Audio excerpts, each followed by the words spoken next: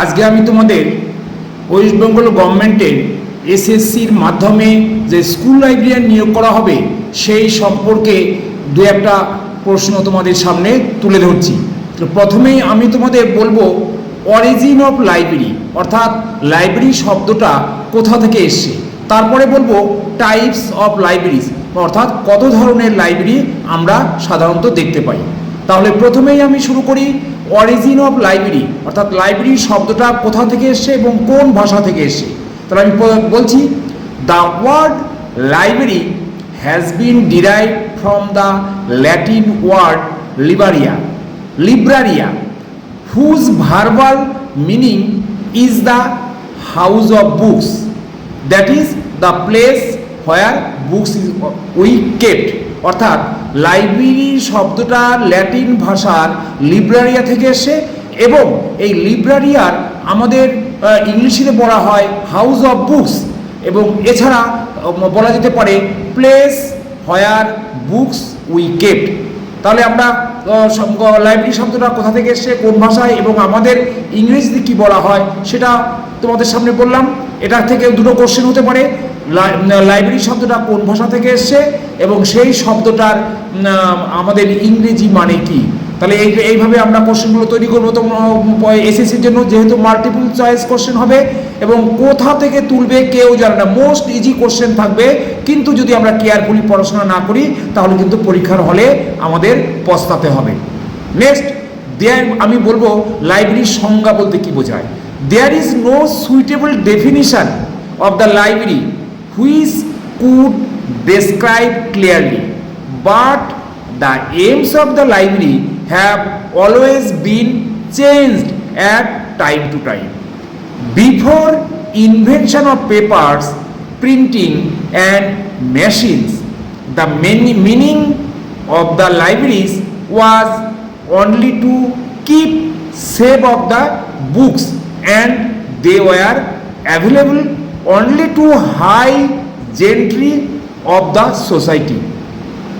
তাহলে কি বলা আছে যে লাইব্রেরি শব্দটার কোনো পূর্ণাঙ্গ ডেফিনিশন বলা যাবে না। কেন?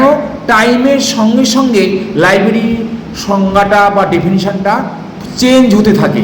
অর্থাৎ আমরা যদি একদম প্রথম দিকে প্রাচীনকালের কথা ভাবি, যখন আমাদের সভ্যতা শুরু হয়েছিল তখন যে লাইব্রেরির কথা ভাবি, সেই লাইব্রেরি কিন্তু সকলের জন্য ছিল না, ছিল সমাজের হাই সোসাইটির জন্য, যারা উচ্চ বর্ণের লোক বা সোসাইটিতে যাদের সুনাম আছে তাদের কাছে বই থাকতো সেই সময়কার বই, এবং সেগুলো তারা শুধু সেভ করে রাখতো, পড়াশোনার জন্য ইউজের জন্য খুব বেশি ব্যবহার হতো না। তারা যা করলো অন্যদেরকে সেই বই ব্যবহার করতে দেওয়া হতো না। কিন্তু তাহলে বর্তমানে কিন্তু সেই সংজ্ঞা কাজে লাগবে না। বর্তমানে কিন্তু আমরা সেই টাইম টু টাইম চেঞ্জ হয়ে এবার আমরা কি বলবো, কিন্তু আমি পরে বলছি, but now their aims have basically been changed and now libraries are open to every one of the society. তাহলে বর্তমান সময়ে আমরা আগের ধ্যান ধারণাকে চেঞ্জ করে সোসাইটির প্রত্যেকে যেন ব্যবহার করতে পারে লাইব্রেরি, ওপেন টু অল, এই ডেফিনিশনটা নিয়ে আমরা কিন্তু এগিয়ে চলেছি। পরবর্তীকালে আরও ইন ফিউচার আরও অনেক উন্নত হবে, তখন আমরা তাদের লাইব্রেরির সংজ্ঞা সেইভাবে আমরা বলবো। তাহলে আমরা কি দেখতে পেলাম যে কোনো সুইটেবল ডেফিনিশন হয় না, টাইমের সঙ্গে সঙ্গে পরিবর্তিত হয়। তাহলে এইবার বলবো types of libraries. On the basis of collection and readers in different categories, the libraries can be divided into following categories. অর্থাৎ আমরা লাইব্রেরির যে কালেকশন মানে আমরা সংগ্রহ, যে সমস্ত materials books and non books থাকবে তাদের ধরন, রিডার্সের বিভিন্ন ধরনের রিডার্স তারা কি ব্যবহার করতে চায় গ্রন্থাগারে এসে, সেই কথা মাথায় রেখে আমরা লাইব্রেরিকে বিভিন্ন ভাগে ভাগ করতে পারি। তাহলে সেই ভাগগুলোর প্রথমে আমরা বলবো যে আমাদের শিক্ষা ব্যবস্থা উন্নত হয়েছে, তাহলে আমরা এখন স্কুলে যাব, কলেজে যাব, বিশ্ববিদ্যালয়ে যাব, হায়ার স্টাডি করব, রিসার্চ করব। তারপর যারা স্কুল কলেজ পাস হয়ে গেছে তাদের জন্য তারা সময় জ্ঞান অর্জনের জন্য কিভাবে তারা করতে পারে সেটা থাকবে। এবং বর্তমানে সায়েন্সের যুগ, সায়েন্টিস্ট বা রিসার্চের যুগ, সেই রিসার্চ করতে গেলেও তো আমার গ্রন্থাগার দরকার, কিন্তু সেটা বিভিন্ন বিষয়ের উপর, সেই সম্পর্কেই তোমাদের সামনে আলোচনা করছি। তাহলে প্রথমেই আমি ক্যাটাগরিতে ভাগ করব 3 types of libraries at present. Number 1 academic libraries, number 1 public libraries, number 2 academic libraries, number 3 research libraries বা স্পেশাল লাইব্রেরিজ। রিসার্চ না বলে আমরা স্পেশাল লাইব্রেরি বলবো। তাহলে আমরা একাডেমিক লাইব্রেরির মধ্যে কি দেখতে পাচ্ছি, বা পাবলিক লাইব্রেরির মধ্যে কি দেখতে পাচ্ছি, বা রিসার্চ স্পেশাল লাইব্রেরির মধ্যে কি দেখতে পাচ্ছি। তাহলে প্রথমে আলোচনা করব পাবলিক লাইব্রেরি, যেটা সর্বসাধারণের জন্য। কোনো নির্দিষ্ট বয়সের ভিত্তিতে এখানে রিডার বা ইউজার থাকে না। যে যেমন খুশি, যার যতটা প্রয়োজন, সেই পাবলিক লাইব্রেরিতে গিয়ে তার নিজের প্রয়োজন অনুযায়ী পড়াশোনা সে করতে পারে। তাহলে পাবলিক লাইব্রেরিকে আমরা কীভাবে ভাগ করতে পারি বা কতগুলো ভাগ করতে পারি সেগুলো আমি প্রথমে বলছি। Number 1 national library, number 2 state central library or regional library, number 3 district central library, number 4 divisional library, number 5 panchayat library, number 6 village library, number 7 city or town library. এই যে নামগুলো বললাম, আমাদের ওয়েস্ট বেঙ্গলে কিন্তু সবগুলো আমরা দেখতে নাও পারি, কিন্তু যতগুলো আছে তা সেগুলো আমি বলছি। ন্যাশনাল লাইব্রেরি আছে, স্টেট সেন্ট্রাল লাইব্রেরি আছে, ডিস্ট্রিক্ট লাইব্রেরি আছে, আমাদের ভিলেজ লাইব্রেরি আছে, টাউন অথবা সিটি লাইব্রেরি আছে। তাহলে এই যে ন্যাশনাল লাইব্রেরি হচ্ছে সেন্ট্রালের, এটা একটা আমাদের 4টে আছে সেন্ট্রাল ন্যাশনাল লাইব্রেরি, যেমন দিল্লি, বোম্বে, ম্যাড্রাস, কলকাতা, এই 4টে শহরে 4টে ন্যাশনাল লাইব্রেরি আছে। আমাদের কলকাতাটা অবস্থিত আলিপুরে, চিড়িয়াখানার অপোজিটে। এই ন্যাশনাল লাইব্রেরি কালেকশন ডেভেলপমেন্ট করা হয় আমাদের ইন্ডিয়ান গভর্নমেন্টের ডেলিভারি অফ বুকস রুলস, একটা books and news papers rules আছে। সেই রুলস অনুযায়ী আমরা ন্যাশনাল লাইব্রেরিগুলোতে বই কালেকশন করি। তাহলে সেই রুলসে কি বলা আছে যে আমাদের ইন্ডিয়া গভর্নমেন্ট যে সমস্ত ইন্ডিয়ার মধ্যে বা ইন্ডিয়ার বাইরে ইন্ডিয়া সংক্রান্ত কোনো বই যদি প্রকাশিত হয়, তাহলে সেই সমস্ত বই পাবলিশারকে বিনে পয়সায় এই আমাদের ভারতবর্ষের যে 4টে ন্যাশনাল লাইব্রেরির কথা বললাম, সেই 4টে লাইব্রেরিতে ডেলিভারি অফ বুকস 1954 অ্যাক্ট অনুযায়ী আমাকে পৌঁছে দিতে হবে। তাহলে এইভাবে আমরা কালেকশন ডেভেলপমেন্ট করি ন্যাশনাল লাইব্রেরি। সেখানে আমাদের চিলড্রেন সেকশন আছে, নিউজ পেপার সেকশন আছে, জেনারেল তো আছে। তাহলে সেখানে আমরা যে কেউ সেখানে মেম্বারশিপ কার্ড তৈরি করে আমরা ওখানে বসে রিডিং রুম ব্যবহার করতে পারি, বা ওখানে লেন্ডিং সিস্টেম আছে কিনা বা সেটা গিয়ে কাদেরকে দেওয়া হয়, সবাইকে তো বাড়িতে লেন্ডিং দেওয়া সম্ভব নয়, তাহলে সেটা স্পেশাল কোনো নিয়ম আছে কিনা সেগুলো লাইব্রেরিতে গিয়ে সেটা জেনে নিতে হবে।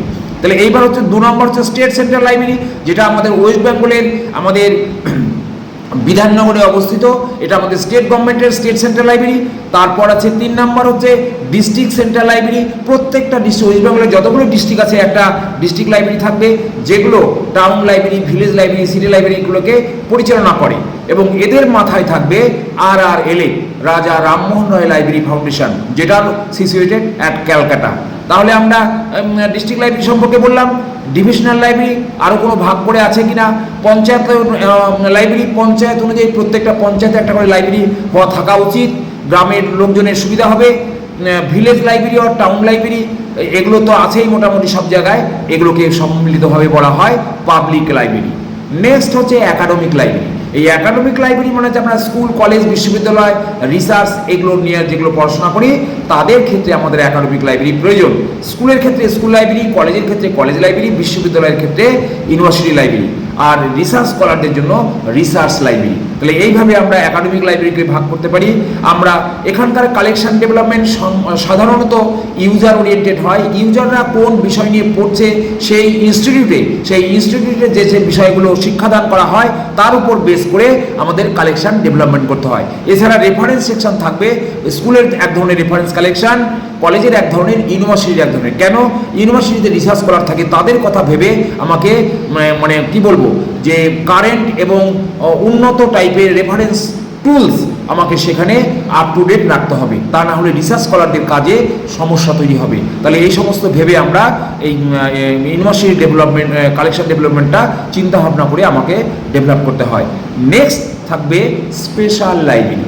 এই স্পেশাল লাইব্রেরি কাকে বলে? তাহলে আমাদের পাবলিক এবং একাডেমিক লাইব্রেরি বাদ দিলে যাদের জন্য, যেমন আমরা রিসার্চ স্কলার বা ব্লাইন্ড বা হসপিটাল লাইব্রেরি বা কি বলবো prison library, audio visual library, juvenile library, news paper library, এই ধরনের যে লাইব্রেরিগুলোর কথা ভাববো এগুলো সম্মিলিতভাবে বলা হয় স্পেশাল লাইব্রেরি।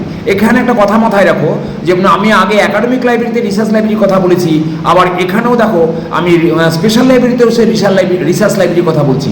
এই দুটো জায়গায় কিন্তু এটা প্রযোজ্য, তবে দুইভাবে। আমি তোমাদের একটা উদাহরণ সাহায্যে বোঝাবার চেষ্টা করছি। দেখো ক্যালকাটা ইউনিভার্সিটি বা যে কোনো যাদবপুর যে কোনো ইউনিভার্সিটি, তাদের যে মাস্টার ডিগ্রি করার পর তাদের প্রত্যেকটা ইন্ডিভিজুয়াল ইউনিভার্সিটিতে রিসার্চ স্কলার থাকে, তারা তাদের নির্দিষ্ট বিষয় নিয়ে তারা গবেষণা করে। তাহলে কি দাঁড়ালো? একাডেমিক ইনস্টিটিউটের সঙ্গেই কিন্তু রিসার্চ লাইব্রেরিটা যুক্ত। এই জন্য এই ক্ষেত্রে কিন্তু রিসার্চ লাইব্রেরিটাকেও আমরা একাডেমিক লাইব্রেরি বলতে পারি। আবার কখন আমরা অনলি স্পেশাল লাইব্রেরি বলবো রিসার্চ লাইব্রেরিকে? যেমন আমি তোমাকে দুটো উদাহরণ দিচ্ছি। একটা বোটানিক্যাল সার্ভে অফ ইন্ডিয়া, যেটা আমাদের ওয়েস্ট বেঙ্গল গভর্নমেন্টের শিবপুরে অবস্থিত। দেখবে ওদের একটা সুন্দর লাইব্রেরি আছে, তার সেখানে কিন্তু অনলি ফর বোটানির উপর, উদ্ভিদবিদ্যার উপর যে সমস্ত হায়ার স্টাডি বা গবেষণামূলক কাজ হতে পারে সেই ধরনের বই, বুকস অ্যান্ড জার্নালস ওই লাইব্রেরিতে পাওয়া যায়। ওখানে কিন্তু আমি চাইলেই আর্টস, কমার্স এই ধরনের কোনো বই আমি ওখানে পাবো না। তাহলে এটা কিন্তু ওখানে কোনো ডিগ্রিও দেওয়া হয় না, মানে সায়েন্সের কোনো ডিগ্রি দেওয়া হয় না। শুধু লাইব্রেরিটা আছে রিসার্চ স্কলারদের জন্য, বা উন্নত মানে উদ্ভিদকে আমরা কতভাবে আরও উন্নত করতে পারি বিভিন্নভাবে, সেগুলো ওখানে কালচার করা হয়। তাহলে এই ধরনের প্রতিষ্ঠানগুলোকে আমরা বলবো রিসার্চ লাইব্রেরি বা স্পেশাল লাইব্রেরি। এইখানে রিসার্চ লাইব্রেরিটা স্পেশাল লাইব্রেরি। এছাড়া আমরা ফরেন্সিক সায়েন্স ল্যাবরেটরি, যেখানে আমরা পোস্টমর্টমের যে বিভিন্ন স্যাম্পলগুলো পরীক্ষা করা হয় ল্যাবে, সেই ল্যাবে যে ধরনের বই থাকবে সেগুলো কিন্তু আমাদের অন্য বিষয়ের বই ওখানে পাওয়া যাবে না। ওখানে কোনো পড়াশোনার কোনো ডিগ্রি দেওয়া হয় না, কিন্তু রিসার্চের কাজ করা হয়, ওই জন্য ওটাও কিন্তু স্পেশাল লাইব্রেরি। তাহলে তোমরা বুঝতে পারলে যে কখন রিসার্চ লাইব্রেরি একাডেমিক হবে, কখন তোমাদের স্পেশাল হবে। এটা কিন্তু ধরো তোমাদের একটা মাল্টিপল চয়েস কোশ্চেন হবে। এই মাল্টিপল চয়েস কোশ্চেনে কিন্তু যখন একাডেমিক লাইব্রেরির অ্যান্সার একটা থাকবে চারটির মধ্যে, তখন কিন্তু স্পেশাল লাইব্রেরিটা থাকবে না। আবার যেখানে স্পেশাল লাইব্রেরির কথা বলা থাকবে সেখানে কিন্তু একাডেমিক লাইব্রেরির কথা বলা থাকবে না। তাহলে এটা কিন্তু তোমরা একটু মাথায় খেয়াল রেখো, মানে চোখ কান বন্ধ করে যে কোনো একটা অ্যান্সার বসিয়ে দিও না, তোমরা একটু নজর করে খেয়াল করে উত্তরগুলো বসাবে। নেক্সট হচ্ছে তোমার ডিপার্টমেন্টাল লাইব্রেরি। এই যে ডিপার্টমেন্টাল লাইব্রেরি স্কুল, কলেজ, বিশ্ববিদ্যালয়ে যেগুলো হয়, এখানে দাও, এখানে এটা কিন্তু আমরা, যেমন আমরা একটা ইউনিভার্সিটি 14টাকে 18টা ডিপার্টমেন্ট আছে, তাদের সেন্ট্রাল লাইব্রেরি তো আছেই, কিন্তু প্রত্যেকটা ডিপার্টমেন্টে সেই ডিপার্টমেন্টের যে ডিপার্টমেন্ট, যেমন zoology, botany, physiology, physics, chemistry, history, geography, Bengali, Sanskrit, English, এই যে ডিপার্টমেন্ট, তাদের ডিপার্টমেন্টের স্পেশাল ভাবে তাদের বইগুলোই থাকবে, অন্য ডিপার্টমেন্টের বইগুলো থাকবে না। এটাকে কিন্তু আমরা ডিপার্টমেন্টাল লাইব্রেরি বা স্পেশাল লাইব্রেরি বলতে পারি। তারপর এছাড়া কি হতে পারে? Business library. এই যে বিজনেস সংক্রান্ত, আমাদের ওয়েস্ট বেঙ্গলে ক্যালকাটায় বেঙ্গল চেম্বার অফ কমার্স যে অ্যাসোসিয়েশন আছে, তাদের একটা খুব সুন্দর লাইব্রেরি আছে, যেটা আমাদের এসপ্লানেডে অবস্থিত, বা ডালহৌসির ওই পাড়াটায় অবস্থিত। ওখানে একটা স্পেশাল একটা জিনিস আমি তোমাদের সামনে বলছি। ওই লাইব্রেরিতে আমাদের ক্লাসিফিকেশন স্কিম, আমাদের ভারতবর্ষের father of library science S R. রঙ্গনাথনের কোলন ক্লাসিফিকেশন স্কিমটা ব্যবহার করা হয়। আমাদের ওয়েস্ট বেঙ্গলে আর কোথাও সিসি ক্লাসিফিকেশন স্কিম ব্যবহার করা হয় না, একমাত্র বেঙ্গল চেম্বার অফ কমার্সের ক্ষেত্রে এটা ব্যবহার করা হয়। তোমরা কখনো লাইব্রেরিতে গেলে এই জিনিসটা একটু দেখে নেবে। তারপরে যে ইন্ডাস্ট্রিয়াল লাইব্রেরি, তাহলে ইন্ডাস্ট্রিয়াল যে সমস্ত ইন্ডাস্ট্রিয়াল বেড যেখানে আছে, তাদের কি প্রোডাক্ট আছে সেই সংক্রান্ত ডেভেলপমেন্ট এবং ভবিষ্যতে মার্কেটিং, এই সংক্রান্ত যে ব্যাপারগুলো নিয়ে যারা রিসার্চ করবে বা ইন্ডাস্ট্রিগুলো ডেভেলপ করবে, তাদের উপর বেস করে তাদের আগে কি করেছে, ভবিষ্যতে কি হতে পারে, এই নিয়ে ওদের একটা লাইব্রেরি থাকা উচিত বা আছে, সেগুলোকে বলা হয় ইন্ডাস্ট্রিয়াল লাইব্রেরি। হসপিটাল লাইব্রেরি, হসপিটালের পেশেন্টরা বিভিন্নভাবে জড়াগ্রস্ত হয়ে থাকে, তাদেরকে সাইকোলজিক্যাল ভাবে বা মেন্টাল প্রিপারেশন ডেভেলপমেন্ট করার জন্য আমরা তাদের প্রত্যেকটা হসপিটালের লাইব্রেরি রেখে তাদের এন্টারটেনমেন্টের জন্য আমরা তাদের দিয়ে বই পড়িয়ে তাদের সুস্থ করে তুলতে পারি। এরপরে কি হবে, সমস্ত রোগী তো একদম মানসিকভাবে বা কথা বলতে পারে না বা বসতে পারে না, হাঁটতে পারে না, তা তো নয়, তারা বিভিন্ন রোগের থাকে, অতএব পেশেন্ট অনুযায়ী আমরা তাদেরকে বইয়ের মাধ্যমে তাদের মেন্টাল ডেভেলপমেন্ট করতে পারি। এছাড়া থাকবে কি ব্লাইন্ড লাইব্রেরি, অন্ধদের জন্য। এটা অন্ধদের জন্য, যে অন্ধরা যে সমস্ত ব্রেল সিস্টেমে পড়াশোনা করে তাদের লাইব্রেরিটা স্পেশালি ব্রেল সিস্টেমে বুকস থাকলে সুবিধা হবে। এরপরে হবে অডিও ভিজুয়াল লাইব্রেরি, যারা দৃশ্য এবং শ্রাব্য, যেমন আমরা অডিও ভিজুয়াল, যেমন যারা অডিও শুনতে পাচ্ছে না ভিজুয়ালটা দেখতে পারবে, যারা ভিজুয়ালটা হয় না তারা অডিওর মাধ্যমে করতে পারবে। এইভাবে সেই লাইব্রেরিটা তাদের জন্য স্পেশাল লাইব্রেরি হিসেবে ট্রিট করা হয়। নিউজ পেপার লাইব্রেরি, সেখানে অনলি নিউজ পেপারই থাকবে, যেটা একটা উদাহরণ আছে ন্যাশনাল লাইব্রেরির, আমাদের এসপ্ল্যানেড ইস্টে ন্যাশনাল লাইব্রেরির একটা ডিভিশন আছে যেটা নিউজ পেপার সেকশন। এখানে আমাদের ভারতবর্ষের নিউজ পেপার একদম আমাদের স্বাধীনতার আগে থেকেই সেখানে প্রিজার্ভ করে রাখা আছে। যারা রিসার্চ করার প্রয়োজন অনুযায়ী তারা সেখানে গিয়ে তারা ব্যবহার করতে পারে। এরপরে হচ্ছে জুভেনাইল লাইব্রেরি, অর্থাৎ আমাদের ল আইন সংক্রান্ত ভারতবর্ষের যে সমস্ত ল কোর্ট আছে তাদের প্রত্যেকের একটা জুভেনাইল লাইব্রেরি সেখানে আছে, সেগুলো হচ্ছে স্পেশাল লাইব্রেরি। হ্যাঁ, এগুলোকেই বলা হয়। Thank you student.